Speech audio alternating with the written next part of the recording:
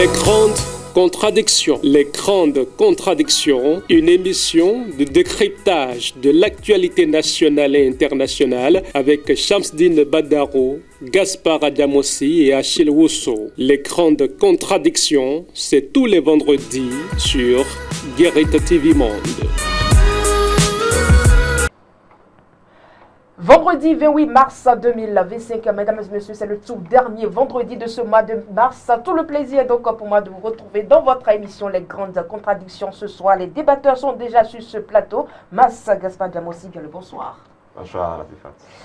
Achille Wousso, bien le bonsoir. Bonsoir Latifat. Tout le plaisir pour moi de me retrouver au milieu de vous deux ce soir. Mesdames et messieurs, donc au menu de cette émission, comme de coutume, la rubrique La Rue Opine que nous propose Faouzia Sefou, en plus de 3 autres sujets avant qu'on ne passe au baromètre de la semaine. Nous allons donc démarrer tout de suite par la première rubrique, La Rue Opine de Faouzia Sefou.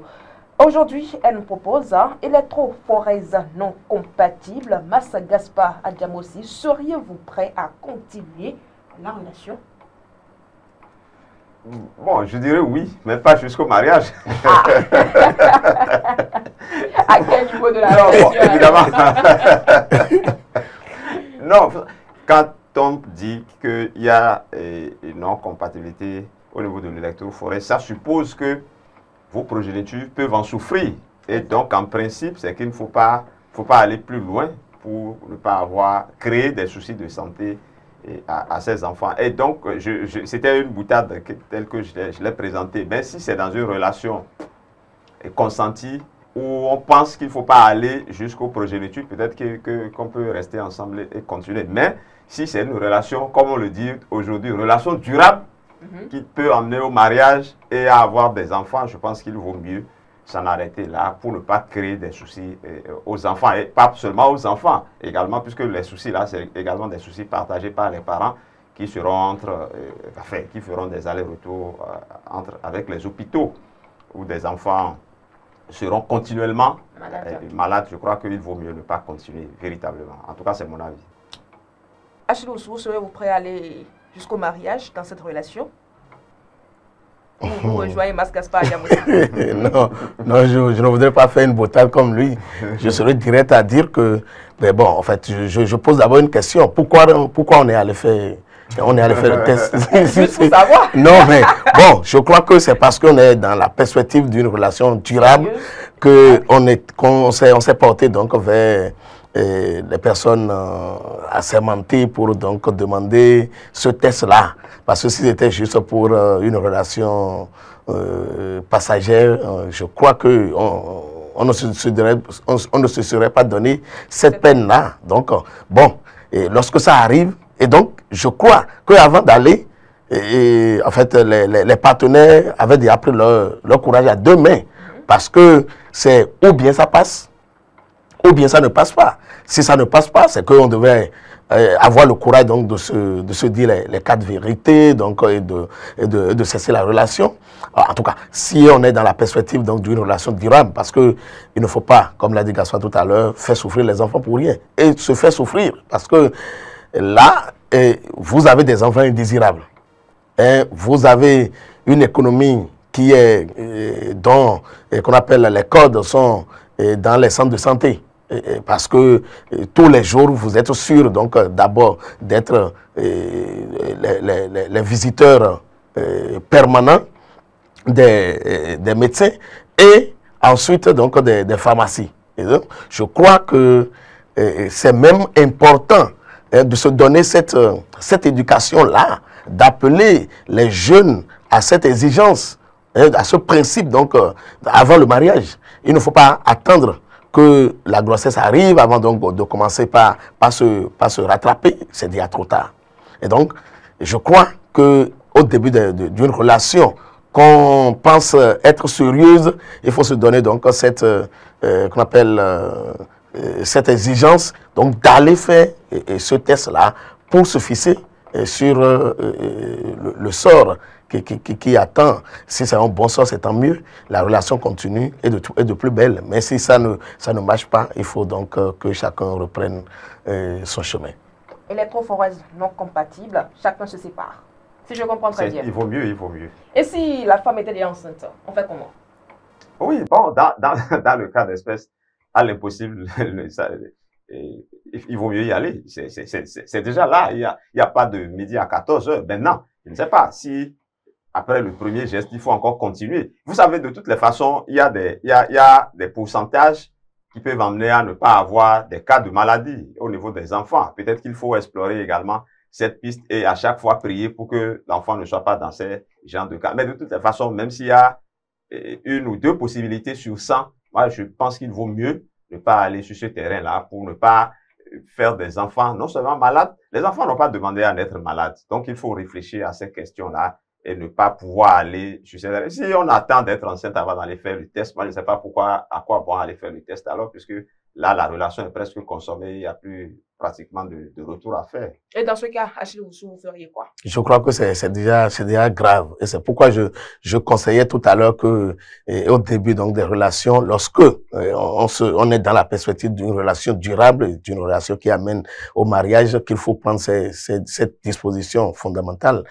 Bon, moi-même, je ne le savais pas, hein, mais on m'a poussé à le faire. Et c'est bizarre. C'était ma conjointe, en fait, celle qui est ma femme aujourd'hui, qui un jour s'est levée et a dit, mais on ira faire le test. Je dis, mais on va faire quel test? Et si c'était non compatible, vous auriez fait quoi dans le temps? Bon, en tout cas, heureusement que ça a été compatible. Heureusement, si c'était non compatible, en tout cas, surtout que c'est elle qui était initiatrice, donc, de ce projet-là. Je crois qu'elle s'était déjà préparée psychologiquement avant donc de venir me le soumettre. Et donc, bon, et puisque, bon, je n'avais pas trouvé d'objection à la chose parce que ça nous mettait à l'abri, donc, de cette mésaventure qu'on aurait connue si, malheureusement, c'était incompatible. Et donc, je crois que nous devons nous donner cette éducation. Nous devons appeler, donc, les jeunes à prendre cette disposition, c'est fondamental. Lorsqu'il y a déjà une grossesse dedans, je crois que c'est grave. Parce que là, c'est un cas sur 100 peut-être, ou un cas sur 10, est-ce que nous avons nous sommes sûrs que nous ferons partie donc de cette mince possibilité que ça n'arrive pas, on ne sait pas. Et si l'enfant naissait avec donc des anomalies qu'il devait traîner durant toute sa vie, je crois que c'est difficile. Donc, il va falloir que on part au plus pressé, hein, et donc le plus tôt serait le mieux. Non, il faut préciser que les cas dont on parle, il y en a plusieurs. Il y a des cas où la maladie c'est dans le corps, mais on n'en souffre pas. Il y a des cas où c'est moins grave et il y a des cas où c'est suffisamment grave. En fait, ce que je voudrais dire, c'est que, en fait, l'objectif du test n'est pas forcément de se séparer. Non. Ça peut aussi être de savoir à quoi s'en tenir et se préparer et par rapport au futur. C'est pas forcément, on a constaté qu'il y a non-compatibilité, on va se séparer, non. On peut s'engager, se dire, ah bon, s'il y a mais c'est ce que vous avez semblé dire tout à l'heure. Alors, nous allons, mesdames et messieurs, refermer la rue Opina de Fauzia Sefo et aborder à présent le premier sujet de cette émission. Mas Gaspard Diamossi, je reste toujours avec vous. Les présidents des institutions de la République ont apporté à travers un communiqué le soutien au chef de l'État Patrice Talon dans le dossier complot contre la sûreté de l'État. Oui, c'est vrai que ce communiqué est tombé un peu comme un cheveu dans la soupe et beaucoup de gens n'ont pas compris pourquoi ce communiqué, pourquoi c'est maintenant, à quoi ça rime, à quoi ça sert. De toutes les façons, ils sont les seuls à savoir l'objectif qu'ils visent en sortant ce communiqué. Et bon, de toute façon, personne n'est allé les voir. Ils n'ont peut-être pas voulu être indifférents par rapport à la... Pris individuellement pour leur demander pourquoi un pareil communiqué. De toutes les façons, politiquement, ça s'explique puisque c'est un soutien au président de la République et à toutes les institutions du pays. Parce qu'il faut pas l'oublier. Si le complot il y avait, si le complot avait réussi, ils allaient tous, en partie, ils allaient tous perdre d'une manière ou d'une autre leurs privilèges et leurs fonctions. Et donc, c'est de bon ton, n'est-ce pas, qu'ils soient émus par ce complot et qu'ils puissent désavouer, désapprouver ce pareil complot et réaffirmer leurs croyances, leur certitude dans les institutions républicaines. Seulement que le moment où le communiqué est arrivé a amené certains à se dire, mais pourquoi le dossier est presque vidé puisqu'il y avait condamnation même déjà dans le dossier. Pourquoi venir après condamner? C'est comme si on enfonce quelque part le couteau dans la plaie. Alors, Achille Oussou, est-ce que le communiqué était vraiment nécessaire? On peut parler de médecin après la mort. Ceux qui ont fait le communiqué ont trouvé ça nécessaire. Est-ce qu'il ne s'agit pas d'une affaire de médecin après la mort? Bon, et quel est l'objectif qui est derrière donc cette sortie donc des présidents des institutions de la République? Vraiment, je ne sais pas. Bon, moi, quand j'ai réfléchi, je me suis dit, est-ce que c'est en réponse donc au projet de regroupement des anciens présidents des institutions?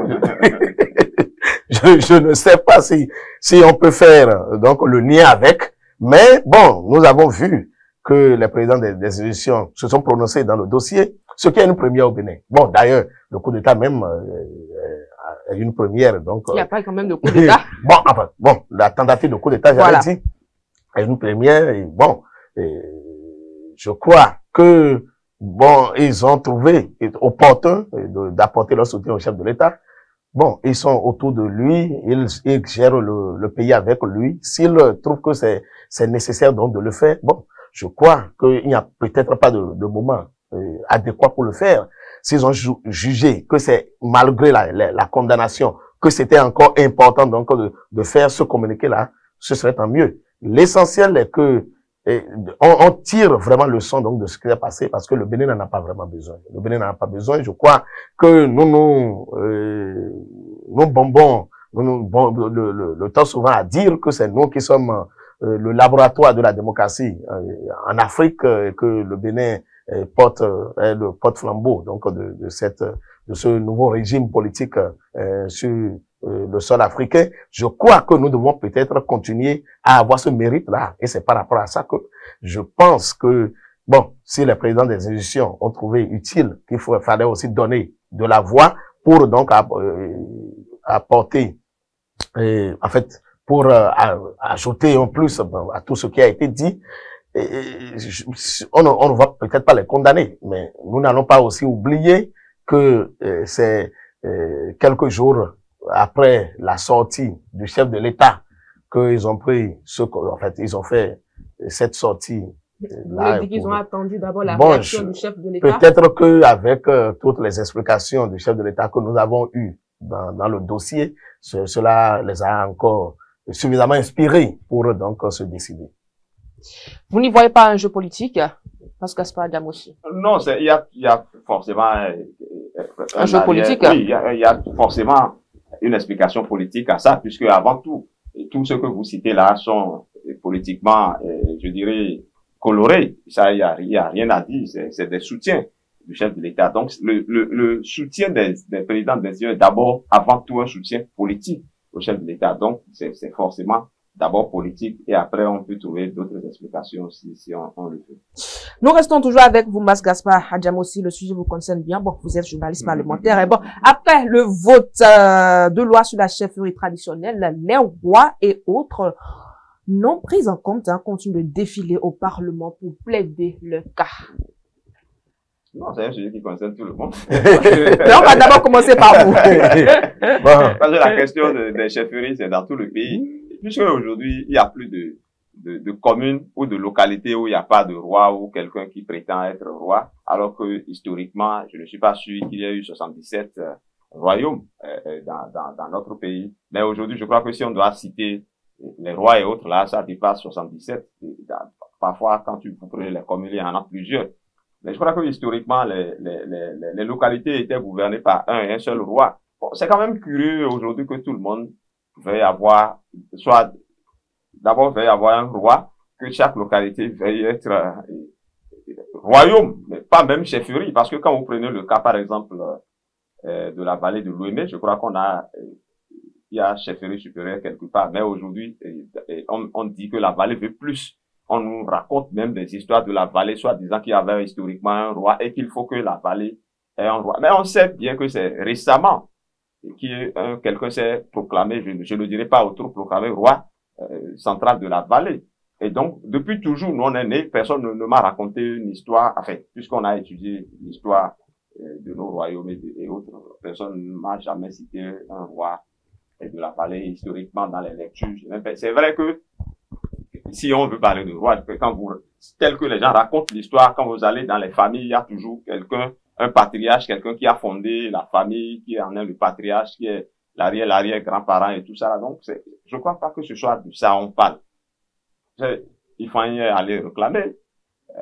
Parakou veut son roi. Vous l'avez quand même vu venir le vendredi dernier. Oui, mais est-ce qu'aujourd'hui il y a tellement de réclamations, mais il y a eu un travail scientifique qui avait été fait. Et je crois que même si on prend en compte, je crois, ces plaidoiries-là, je crois qu'on ne peut jamais satisfaire la totalité des Béninois. On est parti de l'idée où il faut quand même assainir un peu le milieu, il faut mettre de l'ordre. Je crois que c'est comme ça que ça a commencé. Et donc, ce sont les royaumes historiquement identifiés et reconnus que les gens ont pris en compte. On a même poussé le bouchon assez loin en trouvant des chefferies, je dirais, supérieures, des chefferies plus ou moins, coutumières, donc, je dirais supérieures, moyennes et autres. Mais aujourd'hui, les gens ne sont pas satisfaits. Tout le monde, Ouida veut son roi, Abomey a déjà son royaume.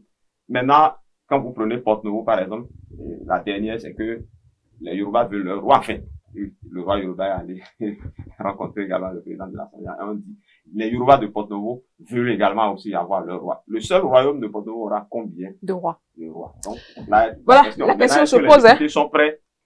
Est-ce que le président de la République va promulguer la loi? Je ne sais pas si c'est déjà fait. Je n'ai pas encore entendu. Non, ce n'est pas encore fait. Est-ce qu'il y aura une seconde lecture au niveau de l'Assemblée nationale? Et dans quelle mesure ces réclamations-là seront prises en compte? Nous, on est là pour voir. Achille Oussou, votre opinion? Oui, mais mon opinion, c'est que nous attendions à ça.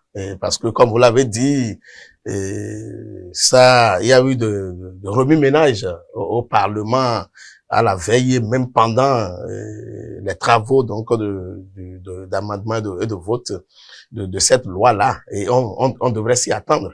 Bon, ce qui est intéressant, c'est peut-être de constater que au moins les rois, ceux qui réclament aujourd'hui à ce qu'on les reconnaisse encore en tant que tels, n'ont pas fait du syndicalisme et leur démarche est quand même responsable. Aller voir le président de l'Assemblée nationale pour lui poser leurs problèmes. Seulement que la question que je me pose, est-ce que la commission avait pris le temps de consulter toutes ces contrées qui devaient bénéficier donc d'un royaume ou d'une chefferie, qu'elle soit traditionnelle ou qu'elle soit supérieure, je ne sais pas. Donc parce que il y en a quand même, quand vous les entendez, ils disent que c'est depuis 1400. Bon, c'est vrai, à entendre le président de la commission des lois, il y a une bonne qui a été choisie donc pour faire le travail. Est-ce que cela suffit pour vider totalement le problème? L'essentiel est que aujourd'hui, qu'on le veuille ou non, quelque chose a été fait. Et je crois que c'est déjà très, très important. Au moins, ça permet aujourd'hui de savoir que, il y en a qui peuvent se réclamer et il y en a qui ne parlent pas. Et donc, c'est heureux, déjà, que de constater que il y en a qui savent qu'ils ne peuvent pas parler. Donc, ceux qui continuent donc de réclamer, moi, c'est une loi. C'est une loi qui ne devrait pas faire de la ségrégation, qui ne devrait pas, donc, créer plus de problèmes. Voilà, elle devrait résoudre. Donc, moi, je pense que s'il y a possibilité encore que ceux qui réclament, on les écoute et que sur la base peut-être des documents qui authentifient donc leur existence ou l'existence de leur royaume, de leur chefferie, on les entend et qu'on corrige la loi, ce serait tant mieux. Une relecture est donc possible. Ah non, mais écoutez, une loi, je crois qu'elle n'est jamais définitive. Oui, moi, mon avis, c'est qu'il ne faut pas donner droit à ces réclamations-là, parce que la plupart sont fantaisistes, ça, il faut le dire. Il y a un comité scientifique qui a travaillé. Certes, il y aura une marge d'erreur, c'est évident. Mais les réclamations que nous observons, si on ne sait pas faire, on va retourner à la situation de départ. Puisque si on donne droit à ceux qui revendiquent, vous avez dit qu'il y a des gens qui sont silencieux. Ils ne sont pas si silencieux que ça, ils observent. Quand on va donner droit à ceux-là qui réclament, les autres aussi vont réclamer, on risque de faire une autre lecture, on risque de repartir à l'Assemblée nationale pour donner droit également à ceux-là, parce que quand ceux-là obtiendront satisfaction, d'autres vont également se lever. C'est un travail scientifique qui a été fait. Et je pense qu'il y a un comité de scientifiques, d'historiens et autres qui ont travaillé. En dehors de ça, on a demandé aux dites localités d'apporter des mémoires documentées pour justifier de ce qu'ils prétendent. Et bien, aujourd'hui, tel que je l'ai dit tantôt, je ne vais pas aller trop loin. C'est fantaisiste et farfelu la plupart des bon. C'est des choses du genre, parce que Abomey est royaume, Ouida aussi doit être royaume. Non, mais non. Non, Les royaumes traditionnels sont connus. Je crois que par rapport à ça, pourquoi non, en fait, je crois que c'est ceux qui réclament ça doit être des chefferies, hein, ou je crois. Ça ne peut pas être des royaumes. Je crois. Chers débatteurs, on nous a appris la chose. Au primaire, tout au moins, nous connaissons les grands royaumes de Bénin. Et je crois que le travail qui a été fait, ces royaumes-là sont revenus. Bon, maintenant, Parakou, est-ce que Parakou mérite d'avoir un royaume? Est-ce qu'on nous parlait donc du royaume de Koboro à Paki, ou bien est-ce que c'est Parakou? Mais ce n'est pas les extensions. Les extensions ne doivent pas être considérées comme royaume. Parce qu'on peut être d'un royaume et entre-temps on s'est déplacé parce que on a été peut-être un chef ou bien un collaborateur autour d'un roi. Un collaborateur autour d'un roi et on se tague désormais donc de se considérer aussi comme roi parce que on s'est retrouvé dans une autre contrée. Je crois que ça là, je suis d'accord avec Mas qu'il faut considérer ça comme on va aborder l'autre aspect du sujet. On va aborder l'autre aspect du sujet. En compte en tant que commune, royaume. Mais je crois qu'il y a une localité de Parakou où il y avait une royauté qui est considérée justement dans la loi, mais Parakou en tant que commune. Là. Avant d'aborder un autre sujet, cher débatteur, il y a un aspect qu'il faut quand même évoquer au niveau de cette loi, c'est que désormais, les activités politiques là, sont interdites aux chefferies traditionnelles et autres. Non, c'est ce qui devrait être. C'est d'ailleurs la politisation à outrance des chefferies, des royaumes et autres là, qui a amené l'effritement, l'éclatement qu'on a connu. Parce que aujourd'hui, ils sont plus politiques qu'autre chose. Et quand vous allez dans les localités, quand vous prenez, je prends Abomey, dans un passé récent, il y a deux rois, un roi qui est d'un camp et un autre roi qui est de l'autre camp. Et politiquement, je veux dire, hein, et donc je crois que c'est malsain. Aujourd'hui, il faut mettre fin à tout ça là. Et c'est de bon ton qu'on interdise. Parce que ceux qui incarnent ces valeurs traditionnelles là, ceux qui incarnent l'autorité traditionnelle ne doivent pas se mêler de ces petits jeux. Parce que dans les anciens temps, quand on te dit roi, c'est des intercesseurs, c'est des gens, c'est des sages. Et quand ceux-là rentrent dans un débat, ils parlent aux différentes parties aujourd'hui, je crois que tout le monde se calme. Aujourd'hui, quel roi peut aujourd'hui faire la médiation, la vraie médiation et être écouté? Et on a vu dans un passé lointain que ça, des rois débarquaient dans un hélicoptère au palais pour aller les réconcilier. Je crois que c'est des aberrations. Généralement, les rois ne se déplacent pas, on se déplace vers les rois. Voilà. Donc, pour finir avec tous ces désordres, il ne faut quand même pas une relecture. Bon, ou bien on peut espérer. Moi, c'est mon avis. Je pense garder le statu quo, commencer l'application et peut-être qu'il y a lieu de corriger, voir ce qu'il y a corrigé vraiment de façon scientifique, pas sur les revendications farfelues que nous avons. Non, mais ce qui est important, c'est un projet de loi. Donc, je crois que c'est le gouvernement qui a demandé donc à l'Assemblée donc de faire le travail avant la prise de décret. Peut-être que le chef de l'État aura encore un cœur doux par rapport à ça et va demander peut-être une relecture avant que le décret ne soit pris.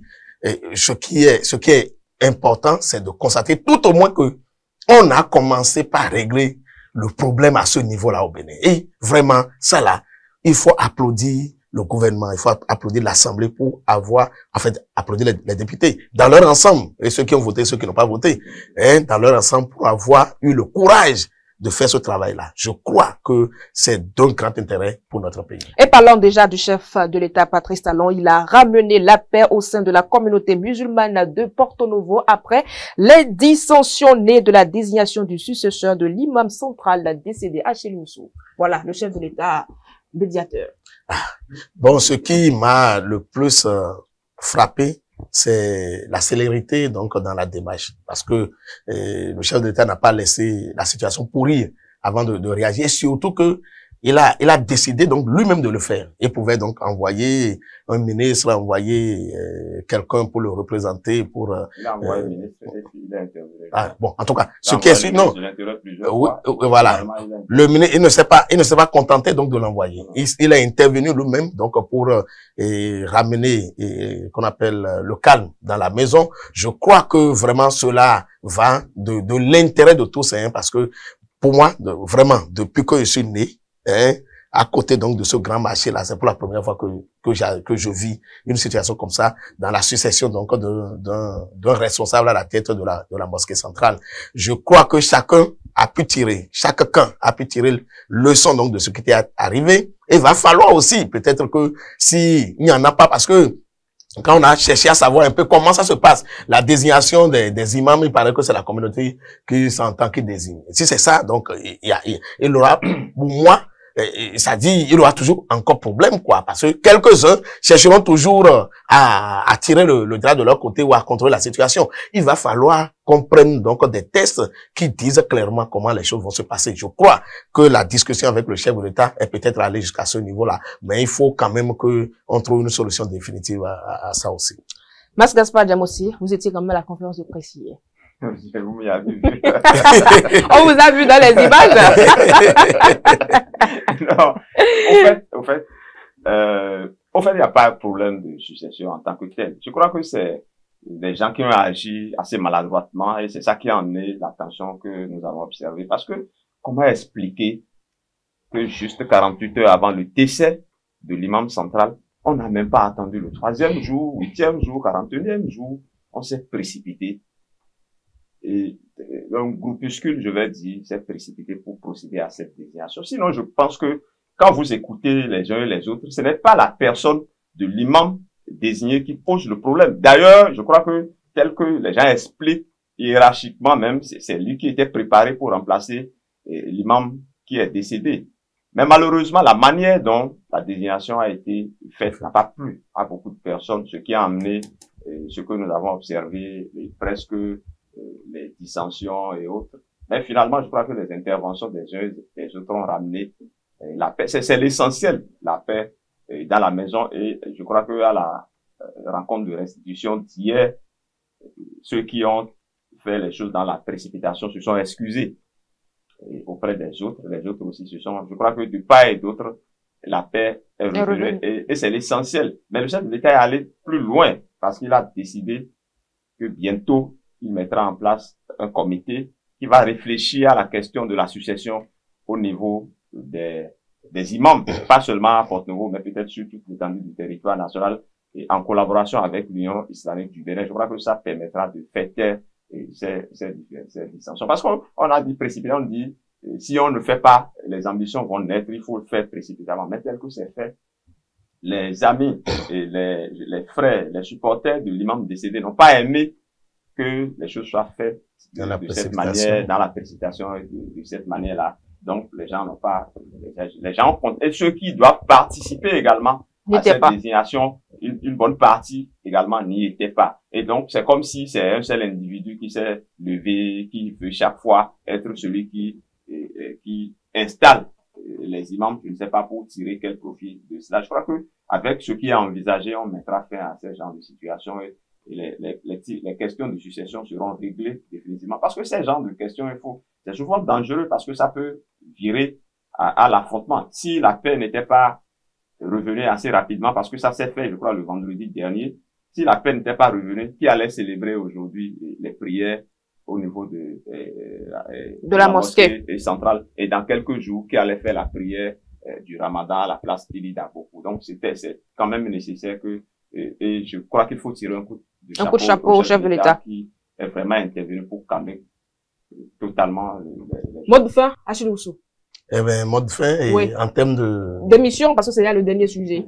Après qu'on le passe au baromètre de la semaine. Non, mais non.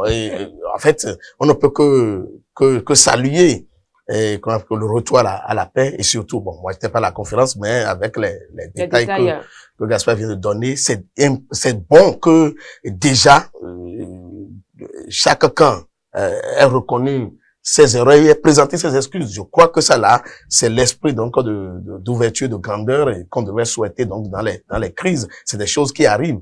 Et donc, je crois que celui qui est aussi a agi dans la précipitation pour que les choses se passent comme ça, lui-même a eu l'humilité. Je crois, a eu l'humilité aussi donc de reconnaître que il a mal agi. Ça peut, c'est des choses qui arrivent, c'est humain. Mais c'est important que aujourd'hui la communauté musulmane au niveau donc de Porte-Nouveau en général et de la mosquée centrale de Porte-Nouveau particulièrement retrouve donc son comment vous appelez son union et pour la bonne marche donc des choses au niveau donc de la communauté, surtout en cette période donc de carême. Et voilà, je reste toujours avec vous, Achille Oussou, qui monte. Qui monte naturellement, hein, vous l'avez vu. Qui descend. Qui descend, bon, malheureusement, les écureuils, comment vous les appelez? Les guépards, ils sont plus des écureuils. Ils sont maintenant des guépards. Il paraît que c'est des guépards au poumon d'écureuils. Mais j'ai dit les écureuils, pardon, les guépards. Mais il paraît que c'est toujours au poumon des écureuils, je ne sais pas. Ils se fatiguent toujours après les 45 premières minutes. Bon, en tout cas, j'ai souhaité ici la dernière fois hein, que si ça ne peut pas marcher, il faut qu'on nous élimine vite hein, pour qu'on passe à autre chose. Pour qu'on passe à autre chose. Pourquoi vous êtes pressé? Laissez-nous quand même. Alors, Mas Gaspard Adjamossi, qui descend chez vous? Bon, qui descend, j'ai envie d'aller au Niger. D'accord. Au Niger où, après avoir fait la transition. Je m'y attendais. En tant que général. on est devenu président pour 5 ans, sans élection. Comme le dirait quelqu'un à Soava, on aime ça. On aime ça. C'est belle. Si ça continue comme ça, le Niger est parti. Alors, naturellement, c'est le président de la République pour avoir fait ce que tout le monde sait à Porto-Novo, pour avoir ramené totalement le calme au niveau de la communauté musulmane. Et voilà, mesdames et messieurs, c'était donc le baromètre de la semaine qui vient donc mettre fin à ce numéro de votre émission Les Grandes Contradictions. Merci d'avoir été des nôtres. Présent sur ce plateau, Mas Gaspard Adjamossi, Achille Oussou, devant vous, Latifat Zakorenou. Bon, on va dire bonne fête hein, du Ramadan. Merci. Et ce bonne fête de carême à vous. Vraiment. Mais bon, je vous ai trouvé quand même un peu plus angélique. Ah. Oui, là, le carême, vous avez fait du bien. Merci à vous, mesdames et messieurs. C'était donc l'équipe de Les Grandes Contradictions. On se retrouve vendredi prochain. Surtout, portez-vous bien. Et Achille Oussou. Les Grandes Contradictions, c'est tous les vendredis sur Les Grandes Contradictions. Les Grandes Contradictions, une émission de décryptage de l'actualité nationale et internationale avec Shamsdine Badaro, Gaspard Adjamossi et Achille Oussou. Les Grandes Contradictions, c'est tous les vendredis sur Guérite TV Monde.